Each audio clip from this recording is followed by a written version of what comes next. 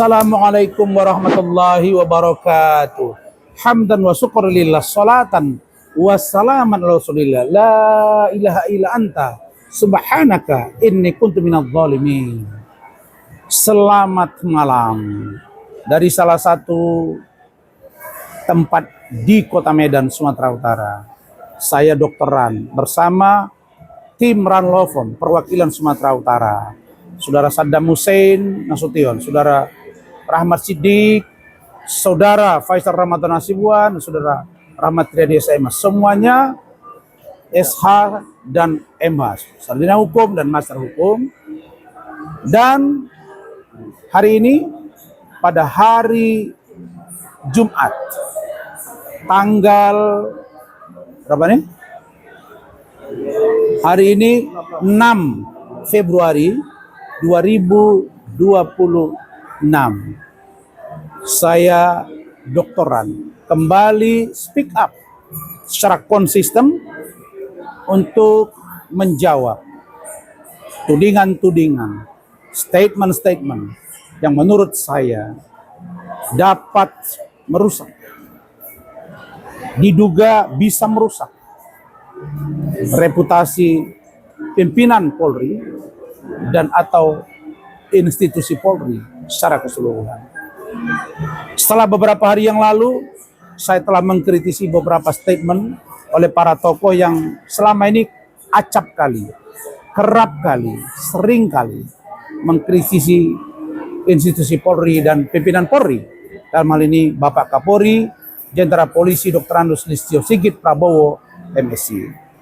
Kali ini para netizen, para fans Ran, kemudian seluruh Indonesia, saya ingin kembali speak up terkait dengan satu, Pak Amin Rais, yang kedua Pak Abraham Samad, yang ketiga Pak Ugro Seno, yang keempat Pak Napoleon Bonaparte. Saya tidak bermaksud bahwa saya seolah-olah pasang badan untuk institusi Polri, sementara saya membiarkan ada tindakan oknum Polri yang jahat, yang brutal, yang tidak bisa ditoleransi. Atau saya dianggap membiarkan institusi Polri dengan melakukan segala macam penyalahgunaan kekuasaan di dalamnya. Saya katakan bahwa sampai saat ini prinsip dasar pikiran saya adalah bahwa Polri harus dipertahankan posisinya dalam situasi dan kondisi untuk pengamanan masyarakat, khususnya Kamtibmas, khususnya fungsi mengayomi, melayani, melindungi dengan instrumen moto yang dibangun dengan nama presisi, prediktif, responsibility, transparansi, berkeadilan. Inilah keyakinan saya yang senantiasa saya suarakan agar Polri tetap bisa on the track dan pimpinannya tetap bertanggung jawab kepada Presiden. Saudara-saudara semua, saya melihat bahwa, mohon maaf, sejak reformasi, Pak Amin Rais ini tidak satu pun presiden yang tidak dikritisi oleh seorang tokoh yang bernama Amin Rais. Saya masih ingat, bahkan sebelum reformasi, bagaimana seorang Amin Rais mengkritisi seorang Presiden Soeharto. Tapi itu is okay, karena memang Pak Harto dianggap sebagai pemimpin yang oleh banyak pihak, sebagai pemimpin yang menggunakan tangan besi. Dengan sentral kekuasaan yang dia pegang, dengan dui fungsi ABRI, sehingga demokrasi tidak berjalan dengan yang seharusnya. Itu barangkali kita masih sepakat. Tetapi kita tahu semua ketika reformasi, Amin Rais lah orang yang mendukung agar Gus Dur menjadi presiden. Tapi pada faktanya di tengah jalan, seorang Amin Rais, tokoh yang paling keras mengkritisi seorang Gus Dur. Dan akhirnya Gus Dur jatuh. Setelah itu Presiden RI berubah ke Megawati Soekarno Putri. Pun seorang Amin Rais mengkritisi Megawati. Dan dia maju menjadi calon presiden dan kalah. Berikutnya terpilih Presiden SBY. Saya masih ingat, selama periode kepemimpinan Pak SBY 10 tahun, juga Pak Amin Rais tetap mengkritisi kepemimpinan Pak SBY. Dari Pak SBY kepada Pak Jokowi terus-menerus melakukan kritik selama 10 tahun. Sampai akhirnya masa Prabowo Subianto, Pak Presiden kita sekarang, juga Pak Prabowo ini dikritisi secara habis-habisan, tetapi ada kaitannya dengan Pak Jokowi. Pertanyaan saya, Pak Amin, tidakkah ada sedikit pun dari pemimpin bangsa kita setelah 25 tahun kita reformasi, apakah tidak ada satu orang pemimpin yang menurut Bapak yang punya prestasi sehingga menjadi contoh yang layak untuk ditiru bagi pemimpin berikutnya? Ini pertanyaan serius saya. Sementara di partai yang Bapak dirikan, yaitu Partai Amanat Nasional, pun saya lihat Bapak sudah tidak berada lagi di dalam, karena ada perbedaan. Yang saya mau katakan adalah bahwa kalau seseorang tidak pernah baik di mata kita, maka saya melihat ada dulu ketika saya mengajar, ada teman saya bilang, kalau seorang guru mengajar di kelas, terus yang tidak lulus dalam kelas itu 60%, itu bisa 2-3 tahun berturut-turut. Pertanyaannya, muridnya yang bodoh atau gurunya yang tidak beres? Nah, jawabannya berarti gurunya yang tidak benar sehingga muridnya tidak lulus 60% berturut-turut. Saya khawatir ini problem ini ada di diri Pak Amin Rais. Karena itu saya teman-teman semua seluruh Indonesia berharap jangan terlalu kita mengambil hati dari semua statement Pak Amin Rais yang menurut saya penuh dengan muatan politis. Lihat saja dia tetap menggunakan ketika dia menyampaikan sebuah statement, tetap itu ada bendera salah satu partai di belakangnya. Ini menurut saya pandangan-pandangan yang tidak solutif. Saya sebenarnya melihat Pak Amin Rais lebih kepada serangan pribadi. Belakangan dia mengkritisi tidak saja lagi Pak Jokowi, Pak Kapolri, tapi juga mengkritisi posisi Teddy Indrawijaya. Saya kira ini sesuatu ada upaya agar Pak Prabowo ini menjadi khawatir bahwa seorang Teddy ini bukan orangnya presiden. Pak Jokowi nggak pernah mikir seperti itu. Kalau itu dipikirkan, kita mau tanya, Panglima TNI itu juga dilantik oleh Pak Jokowi, Jaksa Agung juga dilantik oleh Pak Jokowi, Kapolri juga, nggak ada masalah dengan itu. Tapi inilah barangkali muatan politis yang saya duga dibangun. Berikutnya, saya ingin kritisi abang saya Pak Abraham Samad. Pak Abraham Samad ikut dalam pertemuan bersama dengan Presiden Prabowo. Mereka dipanggil bersama dengan 3 orang lainnya. Mereka ada 4 orang. Dan di situ yang paling menurut saya kurang tepat, Pak Abraham Samad mengatakan salah satu TV swasta bahwa kalau Kapolri tidak diganti, maka reformasi Polri tidak akan terlaksana dengan baik. Kira-kira begitu kalau saya tidak salah tangkap. Saya kira Pak Abraham ini sangat tidak tepat.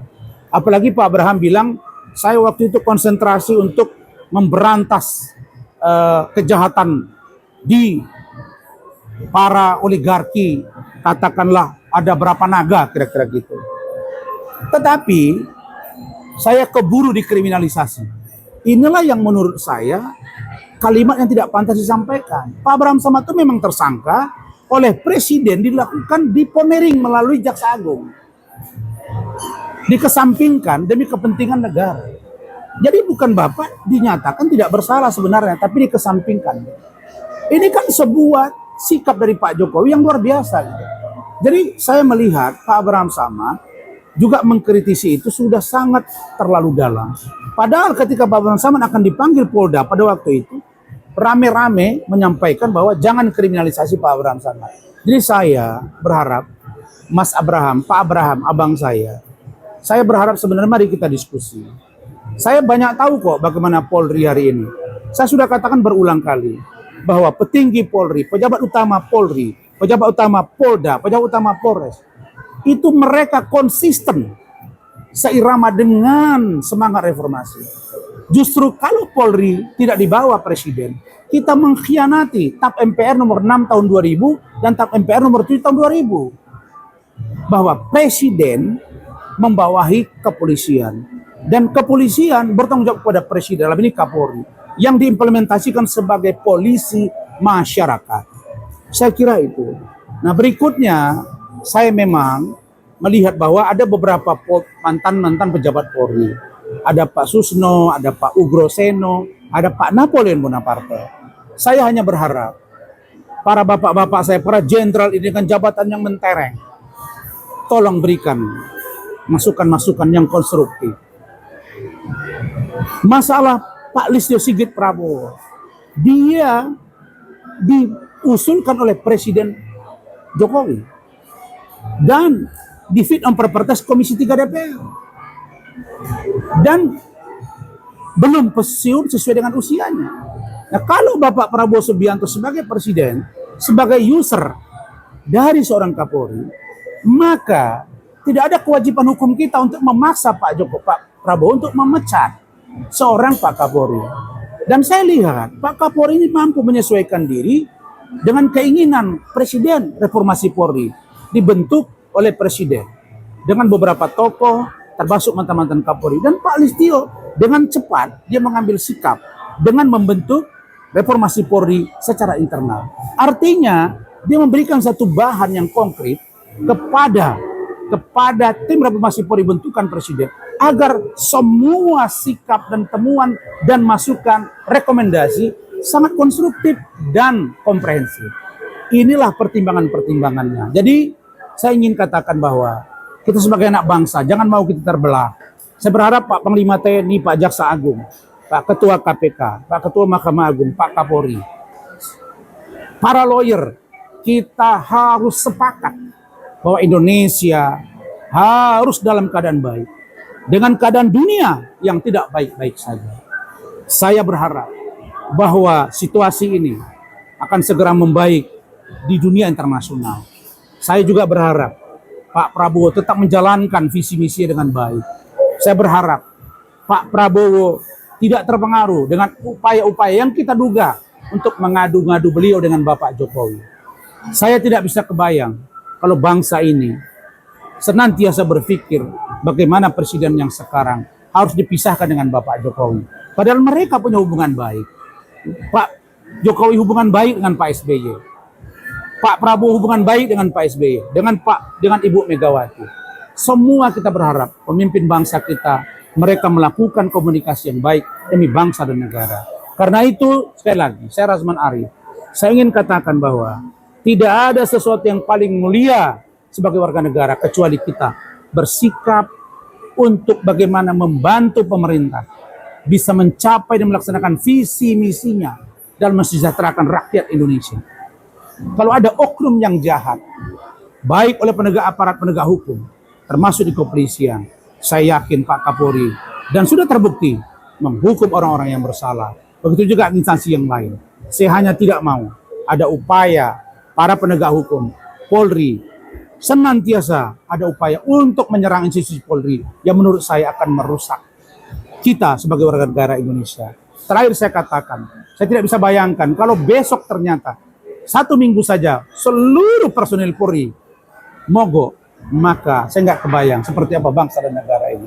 Saya kira mari kita dukung, kita sepakat. Kalau ada hukum yang salah, oknum yang salah, itu yang kita tindak. Tapi bagi siapapun yang dia bisa berbuat untuk bangsa dan negara, kita dukung dan kita support sepenuhnya.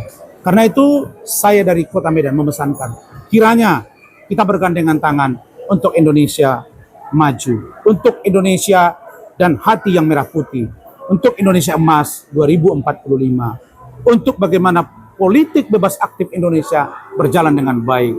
Karena itu kita berdoa, semoga Allah SWT meridhoi bangsa Indonesia.